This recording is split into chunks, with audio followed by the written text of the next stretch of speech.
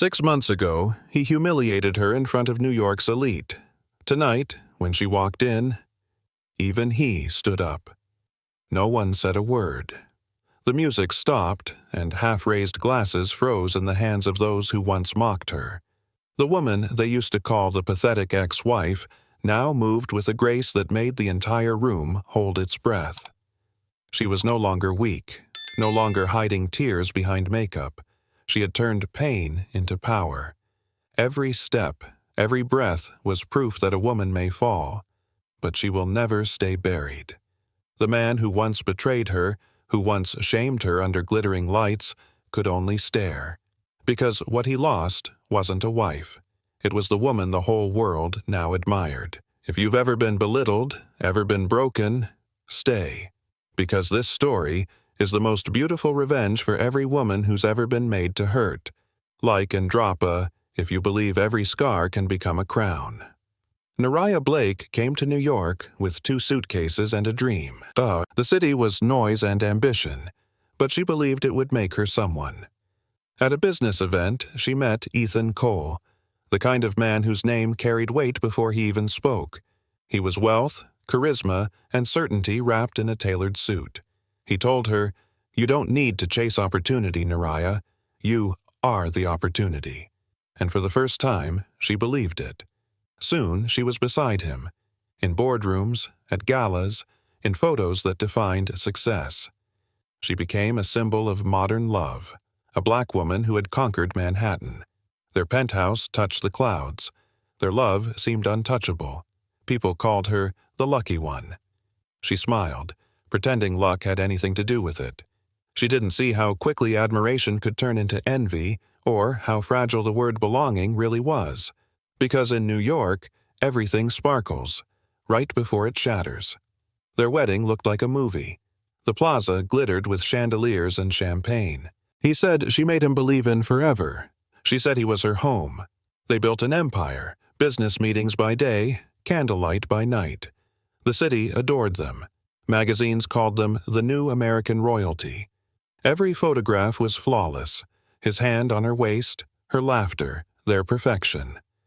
Nariah believed love could stay that golden.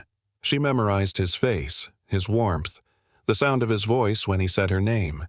But even paradise has shadows, late calls, missed dinners, a new cologne. He grew distant, saying it was just work. And she, always gracious, believed him. Because when you've built your life on trust, you refuse to see betrayal, until it stands right in front of you. The first night he didn't come home, she told herself it was business. The second, she started to wonder. By the third, she stopped asking. The silence between them became a language. He scrolled through his phone while she waited across the table, smiling like a ghost. When she asked if he still loved her, he said, "Don't start this again." When she reached for his hand, he checked the time. The penthouse, once alive with laughter, now echoed with the hum of the city below. She looked out over the skyline and saw herself reflected in the glass. Beautiful, successful, lonely. He stopped looking at her the way he used to. And one night, as rain streaked the windows, she realized he wasn't hers anymore. Not his love, not his time, not even his respect. It was at the Founders' Gala, the one she helped plan. She arrived alone, still believing her name carried meaning. Then she saw him, Ethan, under the lights, laughing with a blonde woman in a silver dress. Her hand rested on his chest like she already belonged there. The crowd noticed. Whispers spread faster than the champagne poured. Nariah stood frozen, the world tilting under her heels. Flashbulbs popped. Her husband smiled. For someone else. Someone whispered, "That's his new advisor." Another replied, "He upgraded." The words cut sharper than any scream could. Her heart broke, silently, beautifully, the way things do when you're expected to keep your composure. She didn't cry there, she just walked away, leaving behind the version of herself that believed in fairy tales. That night, the dream ended, and a different story, darker, truer, unstoppable, began. By morning, everyone knew. Her face was on gossip blogs, framed by headlines that made pity sound poetic. The wife he left behind. The fall of Nariah Blake. Clips from the gala spread like wildfire. Every news anchor spoke her name as if it were tragedy, not gossip. In every photo, Ethan looked radiant. She looked erased. At cafes in Soho, people whispered. She must have seen it coming. She was lucky while it lasted. Luck. That was what they called 7 years of building a life, of standing by him when he was nothing but potential. By noon, sponsors withdrew her name from charity boards. By night, her phone stopped ringing. In a city that once celebrated her brilliance, no one wanted to be seen beside her shadow. So she did what the humiliated always do. She vanished. No press statements, no revenge, just silence. And New York, cruel as ever, moved on. The penthouse was too quiet. Nariah walked through the rooms, barefoot on marble floors that had once echoed with laughter. Every object still gleamed. The piano, the framed photos, the scent of his cologne. Everything perfect. Everything dead. She poured wine into a crystal glass, watched the light tremble inside it. Outside, the city pulsed, alive, indifferent. She sat by the window where they had watched sunrises together. Now, only the glow of her reflection stared back, a stranger in silk. The doorman still called her Mrs. Cole. She didn't correct him. She didn't have the strength. When she turned off the lights, the skyline filled the glass. Towers glowed like promises she could no longer afford to believe in. The home was still hers, legally. But spiritually, it belonged to a ghost.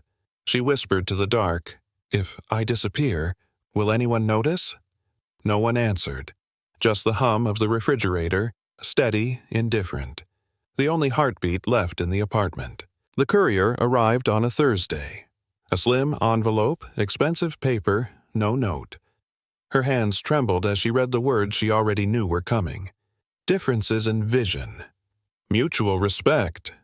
Amicable separation. It was written like a press release. Clean, bloodless, final.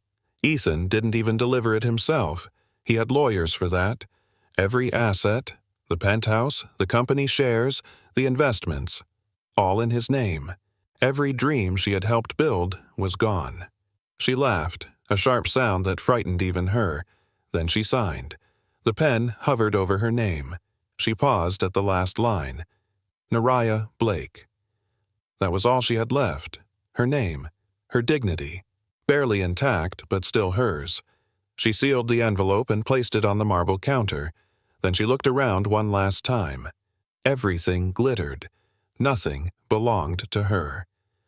The silence pressed closer, and for the first time she realized even grief had limits. The city had a short memory. The invitations stopped coming first. Then the polite smiles turned into glances that slid away. At events, her name vanished from guest lists. The foundation she helped build issued a restructuring statement. Her portrait was quietly removed from the donor's wall. She saw it all happen, neatly, efficiently, without cruelty, without care. The same women who once kissed her cheeks now pretended not to see her. Even her old assistants found excuses not to meet. On social media, her life shrank to silence.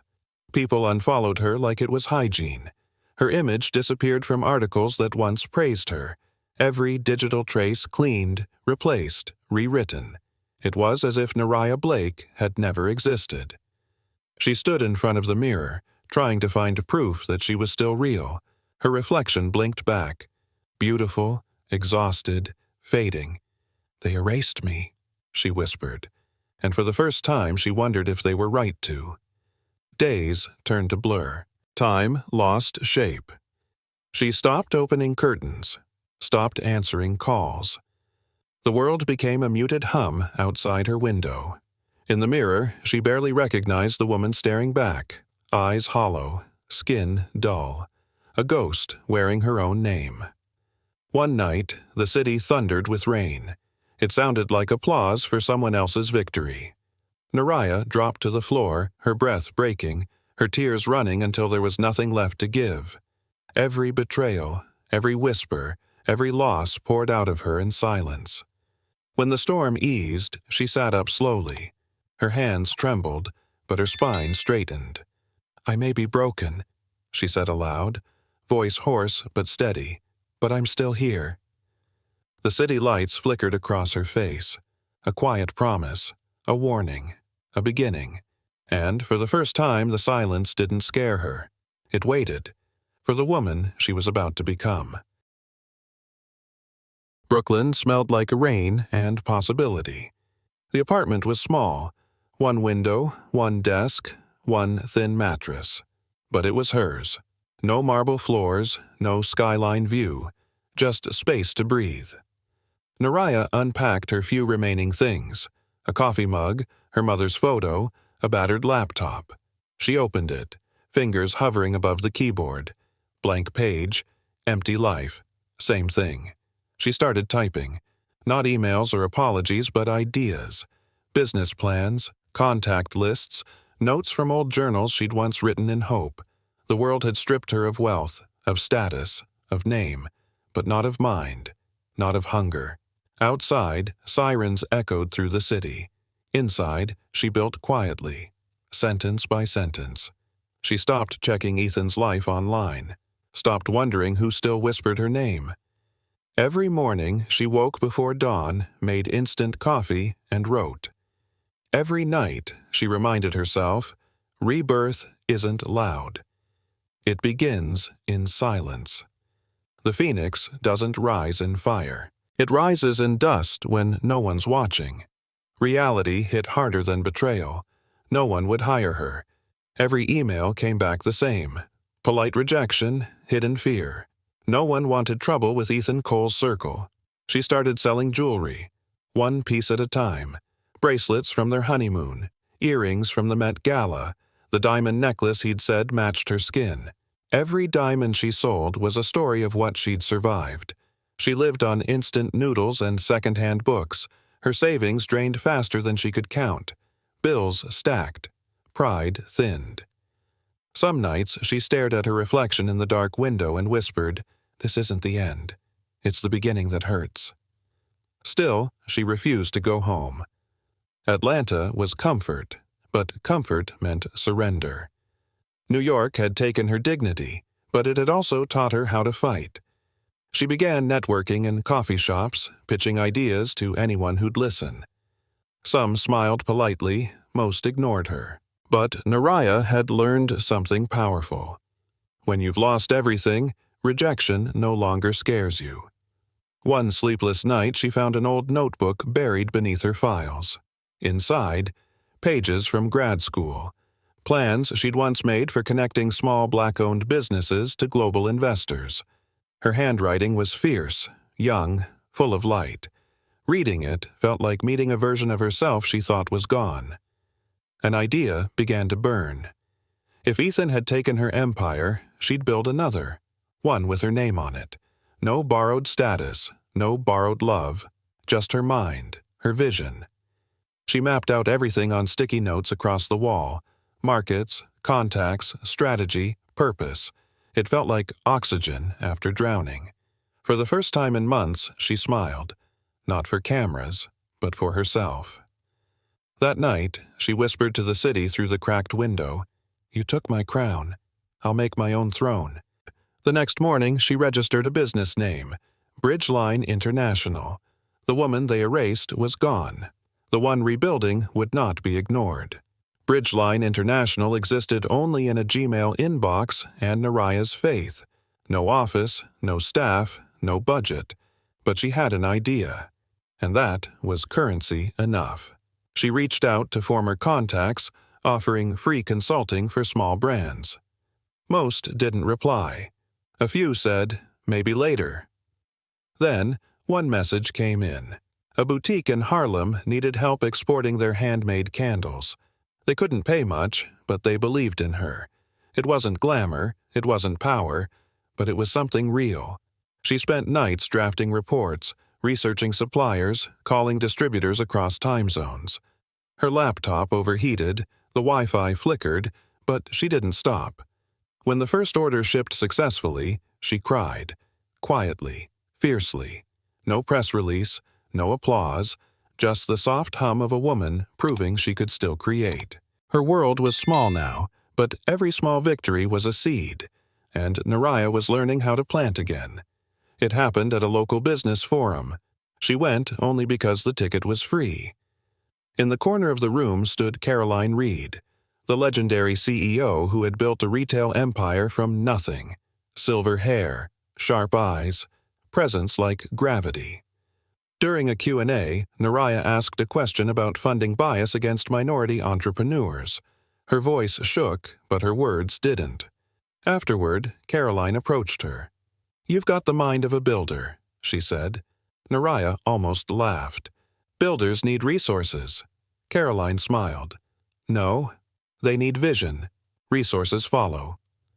2 weeks later, Caroline invited her to an international trade conference. Naraya hesitated. Imposter syndrome wrapped around her like chains, but Caroline cut through it. "You're not invisible," she said.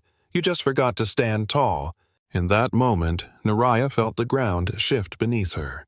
The first hand reaching out, not to save her, but to remind her she was never powerless. The conference room smelled of coffee and ambition. Rows of entrepreneurs from the U.S. and Africa filled the seats, waiting. Naraya adjusted the mic. Her hands trembled. Her heartbeat was a drum inside her ribs. For a moment, she saw her past self, the woman standing behind Ethan at every event, silent, smiling, ornamental. Not this time. She began to speak. Her voice cracked once, then steadied. Warm, grounded, commanding. She talked about global trade, about connecting minority businesses with world markets.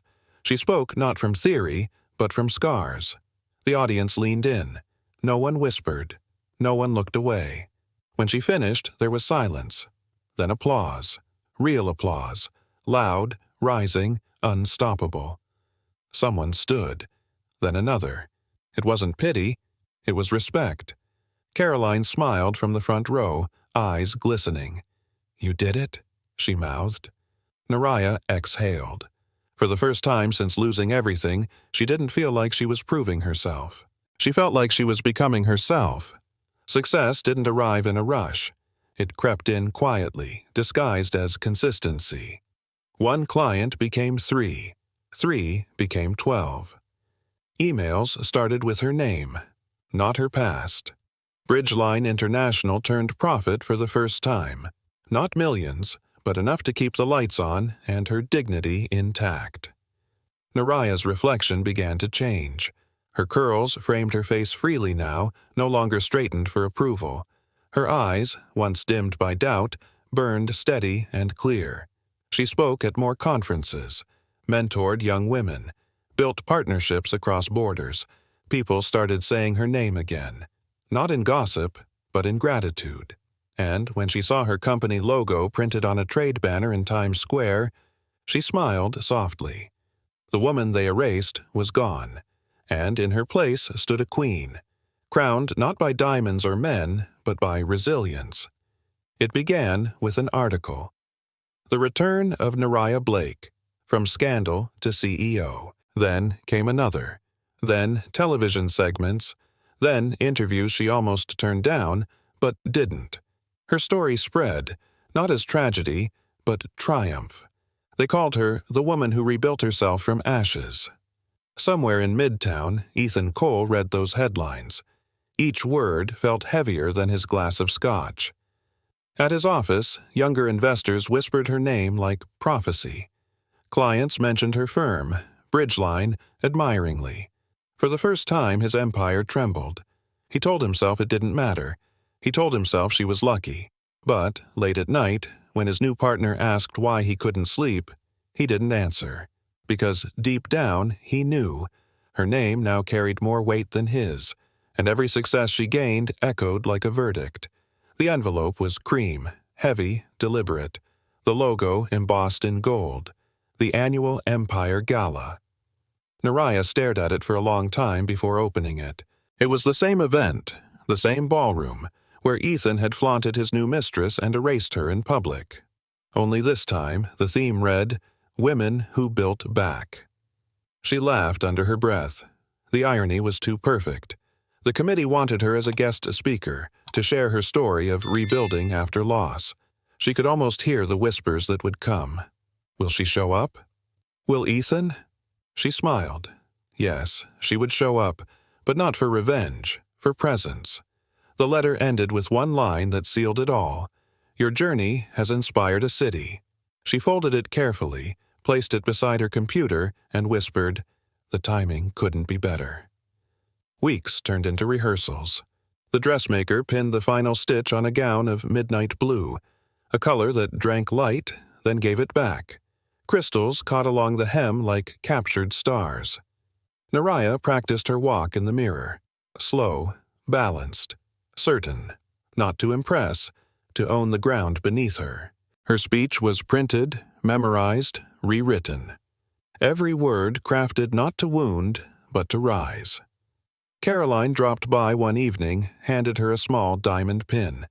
Not for show, she said, for memory, to remind you how far you've come. Naraya placed it near her heart. She looked at herself one last time, not at the beauty, not at the gown, but at the woman who had survived herself. This time, she whispered, I won't walk behind anyone. And when she smiled, it wasn't for cameras. It was for the mirror that had once reflected her broken. The ballroom glowed gold again. Same chandeliers, same music, same whispers, different woman. As the doors opened, the sound fractured. Conversations faded, laughter thinned. Every head turned. Naraya stepped through, the woman who had once been erased. Her midnight blue gown caught the light like liquid night. Her curls framed her face like a crown. Her walk was slow, deliberate, royal. The silence deepened. People recognized her, but not the version they remembered. She didn't flinch. She didn't hide.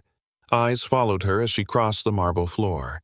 She passed the same corner where Ethan once stood, the same stage where she had once been invisible. Now, every gaze belonged to her. She smiled. Not out of pride, but peace. Because when you return to the place that broke you, and it can no longer hurt, that's power. And somewhere in the crowd, every ghost from her past watched and bowed. Across the room, Ethan stood with his new companion. Flawless dress. Perfect posture. The same type he'd always chosen. Polished, replaceable. Then he saw her. For a moment, he forgot to breathe. The woman before him was unrecognizable. Not in appearance, but in presence. The world around him blurred. Conversations dimmed. He couldn't look away. Naraya didn't glance his way at first. She was surrounded by people. Reporters, business leaders, allies. When their eyes finally met, it was quiet, heavy, final. No hatred, no longing, only truth. He saw everything he'd broken, and everything she had rebuilt. For years, he'd imagined her defeated. Now, she stood radiant, her name spoken louder than his ever would be again. He raised a glass out of reflex, but the motion felt hollow. He finally saw the woman he had underestimated, and the man he had become beside her absence. The main event began, a discussion on women and economic leadership. By some twist of irony, they were seated side by side. Ethan Cole, the mogul. Naraya Blake, the comeback. He spoke first, smooth, rehearsed, polished. He talked about mentorship, corporate inclusivity, words heavy with performance. Then it was her turn. Naraya leaned toward the mic, her tone calm, her voice steady.